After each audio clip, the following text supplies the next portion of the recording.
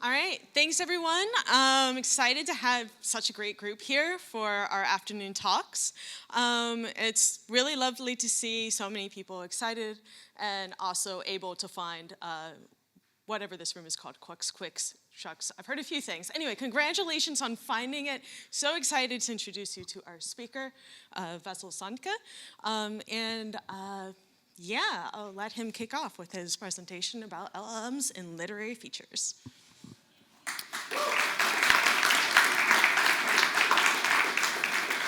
Thank you all. Welcome. This is going to be Don't Judge a Book by its cover, and using LLM-created datasets to train models that detect literary features. I'm Wessel Sandtke. I'm a data scientist at Bookerang, and on the side I've written a couple of children's books, and in my free time I fix antique typewriters. I work for Bookerang, a company started in 2013 and a part of the organization Biblion. And all of the Dutch people in this room will recognize Biblion because they prep all the books for the libraries in the Netherlands. So if you recognize that classic library book, well, it's done by Biblion. And that's not the only thing they do, because they also need a lot of metadata for that, like who's the author who wrote the book and what's the title of the book. And it used to be the case that that kind of data was just written down by a person and then entered into a database, and Bookerang has automated all that. That's the metadata generation here. And then we also went further than that with text analysis, because what we do is not just provide metadata for MBD Biblion, but we also provide recommendation systems for Dutch libraries. And very specifically what we do is we analyze the text and the contents of a book so that we make a recommendation not just based on the popularity of a book, but actually what's inside of it. And that creates a much better recommendation, we think, because when you read a book, it has a very specific style, or it's funny, or it's dark, or it's very poetic, or down to earth. And if you can recommend a book that's based on those kind of features, it will give you a much better recommendation than just saying like, oh, you like sci-fi? Here's the other sci-fi book that's currently really popular. And then maybe it will be like a YA romance novel or like a Game of Thrones kind of novel. And it's just very different stylistically. Let's look at some recommendations in the wild as they are currently done by large companies, and then look at how we approach the same subject. So let's start with a large online bookseller in the Netherlands, without naming any names. I just put in like, what if I want to buy the Game of Thrones book box set, books 1 through 5, and then you get, just like with many companies, you get a buyers or frequently bought together, and then get this list, which I thought was a pretty interesting list. Mostly because you see the same product, slightly more expensive version actually. And also the other recommendation is Fire and Blood, which is probably a great recommendation if you're very into Game of Thrones. But then the third one is another Fire and Blood, except it's more expensive and it takes longer to get to your house. Although it's a bit of a false comparison, because this is not a true recommendation system, and I also tried it for like an RGB keyboard, and then they immediately think like, oh, do you want a high-performance mouse mat? Do you want an extra headphone set? So like, generally they're really good, but for books, it's sometimes like not quite on the mark. For Goodreads though, because Goodreads, of course, is much more focused on actual like reviews and recommendations and like what to read next. And so I looked at not the whole box set, but just this time just the first book, Game of Thrones. And I looked at what readers also enjoyed. And then the first 4 results were these. And I thought it was quite interesting because like some of these are quite similar, like The Hobbit, but even with The Hobbit you could argue that like The Hobbit is stylistically extremely different. It's a book from 1937. It's technically meant for children, and not the first thing I would necessarily recommend after reading Game of Thrones. The second one is actually Game of Thrones, but this is a comic book, and I thought that it was like, sure, probably all the people who've read this comic book will have read Game of Thrones and liked it, but I don't know if that's necessarily the measure we want to go by. I thought that the pie chart would look a little bit like this. Yeah, I wasn't sure if I would put it on the second spot for readers also enjoyed. There's Harry Potter, which is just like lots of people probably gave that 5 stars and also gave Game of Thrones 5 stars. And then there's the Fellowship of the Ring, except it's the art of the Fellowship of the Ring, which maybe, I don't know, I would recommend either the normal book or maybe an art book about Game of Thrones. And this just shows that correlation is not necessarily causation, which hopefully... That's okay, that's okay. Correlation is not necessarily causation, because lots of people will have loved Harry Potter and will also have loved Game of Thrones, but when you read Harry Potter and you say to someone, I really like this, no one will go, oh my god, their next read should definitely be Game of Thrones, and the other way around as well. Yes.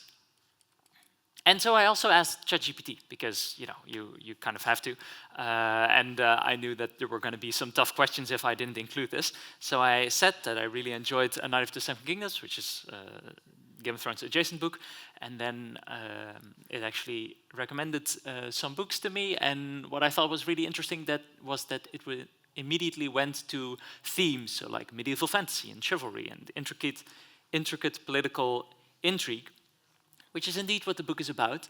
But then you can see that ChatGPT also starts on that content-based, or at least it wants to get closer rather than just taking correlations.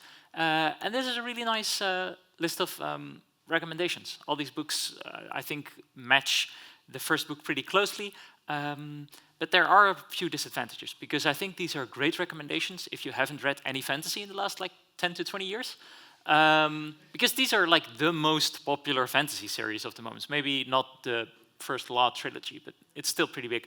Yeah, a couple of disadvantages from asking ChatGPT is that, of course, first of all, it doesn't do any information from 2021 and before, no, and after. So I hope that you don't read too much, because any new book will have to wait, you have to wait 2 years before it can be recommended. And also specifically our company, Boekenrang, is for the Dutch library system, and that means that we focus on Dutch books.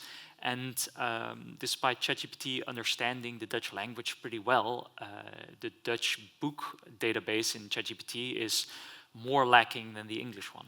And then on top of that, we also do a lot with children's books, and with children's books it adds another layer of complexion. It becomes even more difficult for ChatGPT to know what you're talking about and stuff like that. And maybe most important of all is that, as you can see, these are super popular book series, and I've noticed that it goes in a bit of a popularity cycle. Like if you put any of these series into the into your prompt, like, oh yeah, that was a really good series, what about these? Then you kind of get very similar and overlapping recommendations. Well, what you really want is to go a little bit more obscure, probably, because the well-known series, you've already read them or you've at least heard of them. And then to illustrate that Dutch children's books become a little less easy. I am a Dutch children's book writer, and I wrote Het Geheugen van een Olifant, so I thought I'd ask, what if I pop in my own book and see what it does? And so I asked, I really like The Memory of an Elephant. Do you have some suggestions based on that? And it says, The Memory of an Elephant by the author Alex Ploeg, which is not me, and also I googled him and he did not write a book with the same name. And then it's talking about the humoristic memoir and stand-up comedy and personal anecdotes. And I thought, well, I mean, let's try and see if we can write it on the right path. And I'm like, no, written by Wessel Sandtke. And then says, oh, of course, that book you will definitely love, humoristic and personal anecdotes. And then it says, pessimism you can learn. And I know the title is You Can't Judge a Book by its cover, but if you see this title and if you see this cover, there's a slight chance that this won't be the perfect book. The perfect recommendation, of course, would have been my other book. But in case you're interested in not literature for 6-year-olds, then maybe we should take some different things. So what do we read next? And just let's take a look at a couple things. So we can look at the author, of course, and we can look at the cover. So let's start with the author. I mean, sometimes it works really well. Like if you like one book by George R.R. Martin, you'll probably like all of them because they're all basically the same. But for example, if you are a fan of the beloved children's book series Harry Potter, then like it won't translate really well to books that this author wrote next, which are a completely different genre. It's for a completely different age group, let alone anything that you read on a Twitter feed. So let's scrap the author, because also if it's a first novel by an author, like then you'll never read anything new. Let's look at the cover, and the talk title is Don't Judge a Book by its Cover. But you can judge a book a little bit by its cover. Like if you see this, you know that it's a fancy book, and you know it's going to be like action-packed, and it's probably not going to pass the Bechdel test. And yeah, but if you zoom in a little bit, because just knowing those things are like might not be enough for you to think, oh yeah, I really want to read this book, and I know what this book is going to be about. So you look closely at the cover, and you see, you need to be a little bit of a history buff for this, but you see like men in uniforms, and there's a rifle here in the bottom, and these uniforms are of like American Civil War soldiers, which is strange because this book is about like fantasy Vikings. So you can't really judge a book by its cover because it's not an accurate representation of what's going to be inside of it, let alone whether you'll like it. You can say, I would like an action-packed fantasy novel, but then that can still go a lot of different ways. So maybe reviews. Reviews are a pretty good way, of course, to see whether you'll like a book. We personally don't use those because they add a subjective layer. Like we are mostly interested in what's inside of the book, the actual content, the text of the book. And a review, like if you find a reviewer that has the exact same taste as you, that's great. But if you don't, then a review can go either way, and you still won't really know whether you will like this book. You'll only know if this other person liked the book. So then we end up with the blurb, which is like the text on the back of a book, and the text itself. And at first we're going to talk about the blurb, because that's what we tried first to see if we can get enough information out of the blurb to see what the whole book is about and whether we'll like it and stuff. So let's look at a blurb. In a sleepy village in the Shire, young Frodo Baggins finds himself faced with an immense task. As the ring is entrusted to his care, he must leave his home and make a perilous journey across the realms of Middle-earth to the crack of doom, deep inside the territories of the Dark Lord. Well, you can get quite a lot out of this. You can see that it's probably going to be a fantasy novel again. And there's like perilous journey and the crack of doom and Dark Lord, and all of these kind of words will give you some sort of idea of what this book is going to be about. But there are some small downsides to using blurb, which is that first of all, it's not written by the author, it's written by the publisher, and the publisher wants to sell books, not necessarily like tell you whether you will like it, because the publisher wants you to think that you will always like this book. Like 100% of the time, the publisher thinks that you should buy this book. And also, regularly it's absent, or sometimes it has only like quotes and reviews of like other famous writers. And then the worst of those is, you'll love this book if you love this other book. And there's nothing that messes with our models as much as like naming other book titles in on a book that's not that specific book. But we still tried it. And what we did was, you take the blurb, and we put it in a Baird classifier, or like we fine-tuned that. And we also had human labels, human annotated labels, on the whole book level. That would say like what the style was of the book, and whether it was funny, and whether it was dark or sad, or stuff like that. Yeah, that worked reasonably well. But like I said, it just wasn't quite rich enough. The information on the back of a book is just so much less information than you get throughout the whole book, that we wanted to see if we could go not just to a blurb level representation, but an actual book level representation, because in the book itself there's obviously much more, yeah, it's much richer. So we went to text. It's actually written by the author for now and hopefully for a long time. And it contains lots of information where you can get a lot of different kind of, where you can get a lot of different information out of it. text analysis. It is, however, quite difficult to parse, and that's where we get to LLMs, because that's what this talk is partially about. LLMs have a couple of downside and upsides. Some of the cons are that we are simply not allowed to send books to third parties. So we can't just send a whole book to a place. Oh, by the way, we used blurbs for BERT rather than the whole text because the text was too long. It simply didn't fit in the model, and that's why we had to resort to something smaller. Yeah, but LLMs can technically take a lot more information. Sadly, we're not allowed to send the whole books to third parties, so that was out. We couldn't just send the book and say, like, what style is this? And also, we kind of want to minimize our dependency on, like, mega corporations. There's not that much downtime, but, like, still pretty bad if you just put it into pipeline. If you have your pipeline, you just send the whole book to GPT or whatever, and you get it, and you get back, this book is this kind of style and this kind of sadness and this kind of funny. Yeah, anytime it goes down, that's quite a problem.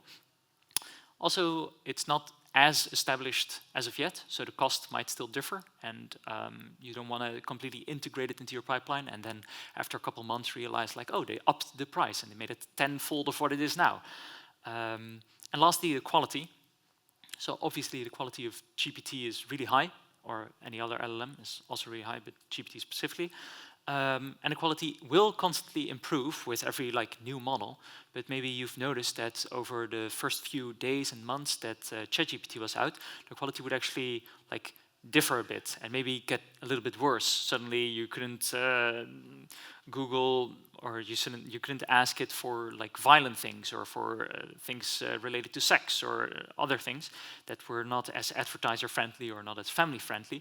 And of course, in novels, you have a lot of those kind of things that aren't necessarily suited for work or suited for advertisers. There's a other pro, though. It's very powerful, so we still wanted to work our way around this. And that's what we did. We wanted to create something that we didn't have to put GPT in the pipeline, but we still wanted to make use of its power, so that we didn't send the whole book to it, but maybe a part of it. So what we did was, we started with a book, and we took 5 fragments out of it. And those fragments are not the book anymore, and you can, like, a maximum of 100 or 150 words, and those we are actually allowed to send. So we sent those to an LLM, and we asked the LLM, can you rate these fragments on 10 different axes? Is it poetic? Is it dark? Is it funny? And some other. What we did then was we trained 10 Robert models. Robert is a BERT version, but specifically for the Dutch language, because that's, yeah, a big problem for our whole company. Like, every LLM is really good until you try it on Dutch, and then it becomes significantly less good. But Robert's really quite good at it, and we fine-tuned those models on the different axes. So we made 10 different models. Then we split up a book in X amount of fragments, which in total were the full book. So it could be 100 fragments or 200 fragments, or however long the book was. And what we did then was we had those 10 different Robert models annotate every single fragment, so that you got back to a full book representation. So we started at the book. We couldn't send it to an LLM, but we did want an LLM to annotate it. And if you look here, then you kind of had your whole book annotated by an LLM without sending the whole text away to that LLM, so keeping everything in-house. And we did, just as with the blurbs, we do have human annotated book representations. There's a team of annotators that read the book and then say, like, we think it's this amount of funny and this amount of poetic and this amount of whatever. And we trained another model. Nope, that's the wrong way. We trained another model, an LSTM, with the training data, the Robert annotated book representations, and as labels, human annotated book representations. And then we didn't just use the axes that we asked for ChatGPT, but we combined them into style or humor or something, so that you could have, like, an axis of how stylistically complex this is. How, yeah. Yeah, and that was how we created the pipeline. So you can see that we still use the power of an LLM without sending anything there, and we end up with well, hopefully the same kind of results that we would have gotten if we had sent it to an LLM.